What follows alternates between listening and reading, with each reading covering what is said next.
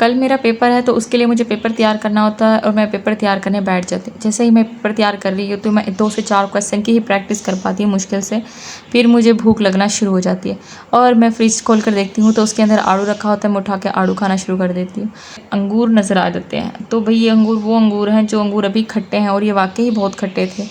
खैर फिर मैं डिसाइड करती हूँ कि इनको नहीं खाना चाहिए, इनको चाहिए हमें रख देना चाहिए। तो मैं इन अंगूरों को रख देती हूँ और इनको करती हूँ इग्नोर। और उसके बाद मुझे नज़र आ जाती है खजूर और मैं लेती हूँ खजूरों को और फिर उनको मैं खाना शुरू कर देती हूँ। खजूर वाकई बहुत ज़्यादा मज़ेदार थे और इनका टेस्ट जो था बहुत ही ज़बरदस्त था, इनमें बहुत ज़्यादा मिठास थी। अभी मैं खा रही ही होती हूँ कि नमाज़ का टाइम हो जाता है तो मैं उठकर नमाज़ पढ़ना शुरू कर देती हूँ।